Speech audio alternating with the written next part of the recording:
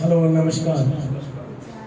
आज हम सब लोग बॉलीवुड में जो क्लासिकल गायन है उसके लिए एकत्रित हुए हैं। एक्चुअली बॉलीवुड जो 1913 में चालू हुआ था, पहली मूवी फिल्म थी राजा हरिश्चंद्र, दादा साहब फाल्के ने शुरू किया था और उसके नाम पे अभी फाल्के अवार्ड चल रहा है। फिर क्या है कि 1913 से लेके लगभग 1930 तक केवल मूवी फिल्में चल रही थी।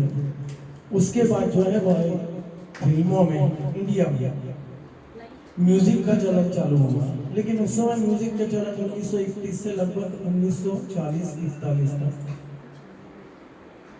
जो इसमें जो एक्टर थे, कलाकार थे, उनको ही गाना पड़ता था।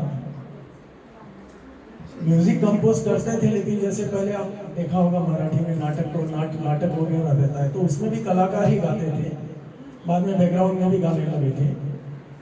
तो लगभग 41 तक ये चलता रहा। बाद में फिर जो प्लेबैक सिंगिंग चालू हुआ 1941 से चालू हुआ, लेकिन जो 31 से 41 का जो समय आया उसमें मेन जो थे कुंदनलाल सहगल, केसी डे, पंकज मलिक, ये बाद में फिर प्लेबैक में भी आए।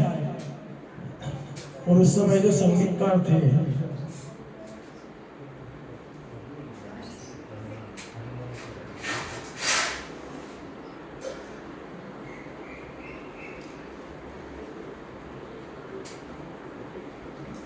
मुख्य रूप से इसमें संगीतकार जो थे, एक तो झंडे खान करके थे, फिर श्याम सुंदर थे, खेमचंद प्रकाश को आप शायद जानते ही होगा, लता मंगेशकर जी को जिन्होंने इंट्रोड्यूस किया था महल से। ये सब बैकग्राउंड म्यूजिक तब से चालू हुआ था, लेकिन उस समय ये लोग गाते थे। लेकिन बाद में जब 1941 के बाद जो है प्लेबैक सिंगिंग चालू हुआ है, तो म्यूजिक में क्या था, जनरली पहले भी क्लासिकल जो बेस था, इंडिया का जो भारतीय संगीत है उसके आधार पे ही गाने बनते थे। वो लाइट म्यूजिक भी रहता था और क्लासिकल भी रहता था। जैसे आपने देखा होगा ये तानसेन करके थी, दिया जलाओ और जगमग जगमग, ये जो है सहगल साहब ने गाया था। लेकिन ये उस समय बाद में फिर इसकी रिकॉर्डिंग भी हुई है बाद में। लेकिन जो एक्चुअली क्लासिकल संगीत का जो यूज चालू हुआ है वो फिल्मों में, वो लगभग 41 के बाद हुआ। 41 से लेके आप 60 समझ लीजिए, 65 समझ लीजिए। 65 के बाद जो है वेस्टर्न म्यूजिक शुरू हो गया।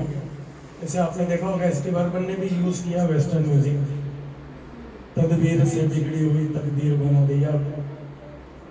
इसमें ओ.पी. नैयर ने मेरा नाम चुन चुन चुन, ऐसे बहुत सारे वेस्टर्न जो हो गया। और बाद में जब आर.डी. बर्मन साहब आए तब तो जोर से ही वेस्टर्न म्यूजिक का दौर आ गया, लेकिन आर.डी. साहब ने उस चीज को छोड़ा नहीं, क्लासिकल बेस उनका था।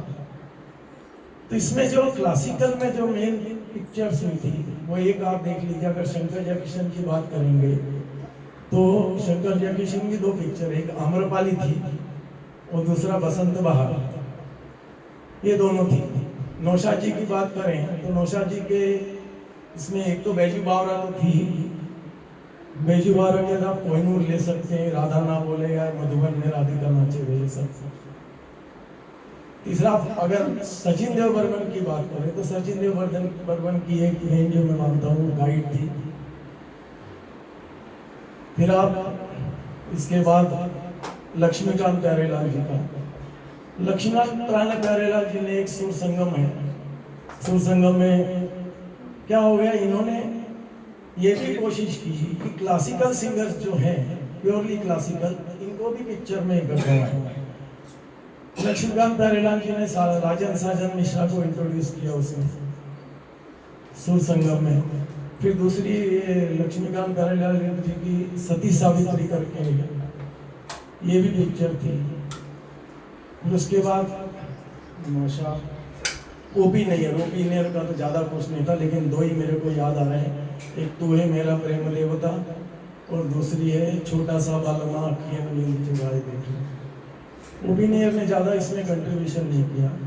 शंकर जयकिशन लक्ष्मीकांत हो गए। उसके बाद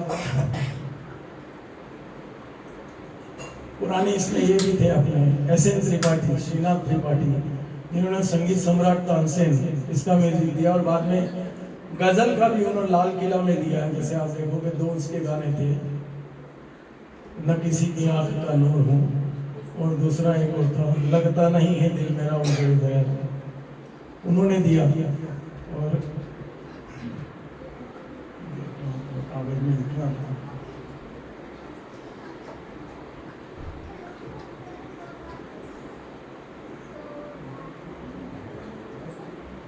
वसंत देसाई है। वसंत देसाई ने गूंज उठी शहनाई, झनक झनक पायल बाजे, ये दो थे। मदन मोहन जी का दस्तक मेन था उसका। हालांकि अनपढ़ भी थे, अनपढ़ में भी उन्होंने क्लासिकल बेस लिया और उनकी बहुत सारी थी।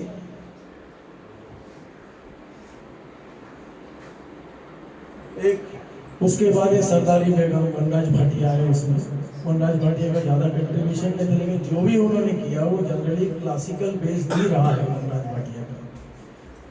फिर उससे पुरानी और बात करें तो पंडित रविशंकर, अनुराधा। तो इसमें बॉलीवुड म्यूजिक में इन्होंने जो ये है अपना इंस्ट्रूमेंट्स भी काफ़ी यूज़ किए। जैसे आप ले लीजिए, रविशंकर जी ने तो सितार यूज़ की है। फिर उसके बाद मदन मोहन जी के साथ जो आते थे वो रईस खां हमेशा वही रहते थे। फिर तबले में शांता प्रसाद जी ने भी किया, नाचे मन मोरा, इसमें उनका रहा। फिर जाकिर हुसैन की बात करें तो उन्होंने रोशन तुम्ही से दुनिया, इसमें उन्होंने दिया है। फ्लूट की बात करें तो फ्लूट में मैं पिया तेरी तू माने या न माने, बसंत बहार जो है, बसंत बहार में पन्नालाल घोष जी थे। ये दिल और इनकी निगाहों के साए, इसमें जो थे हरिप्रसाद चौरसिया जी थे। संतूर का भी काफी शिव कुमार शर्मा जी थे उस समय, उनका भी योगदान रहा। लेकिन बाद में क्या हो गया, जब वेस्टर्न म्यूजिक वगैरह आना चालू हुआ तो धीरे धीरे क्लासिकल का फिल्मी गीत बनना कम हो गए। लेकिन अभी के हाल में हम देख रहे हैं जैसे प्रीतम है, फिर उसके बाद आपका शंकर महादेवन जी है, हिमेश रेशमिया ने उन्होंने भी दिया है, ऐसा नहीं है। संजीव बाबंकर को लेके उन्होंने ये शान बनारस के गीत उन्होंने दिया है। तो इस तरह बॉलीवुड म्यूजिक में क्लासिकल का पहले काफी रहा है, लेकिन अभी थोड़ा कम हो गया है। तो आज जो अपन गीत लेंगे वो क्लासिकल बेस्ड ही रहेंगे, किसी न किसी राग पे रहेंगे। हालांकि इन्होंने क्या किया है, क्लासिकल बेस्ड गीत लिए हैं, लेकिन इसमें भी इन्होंने क्या किया है कि वो जो राग का स्वरूप है वो थोड़ा बहुत रखा है, उसमें स्वर दूसरे भी ले लिए हैं। फॉर एग्जाम्पल अगर आप बात करें अनु मलिक के फादर सरदार मलिक, उन्होंने कंपोज किया था मुझे तुमसे मोहब्बत है मगर मैं कह नहीं सकता। अब ये जो है भोपाली राग पे है, लेकिन इन्होंने निषाद का भी इसमें प्रयोग किया है।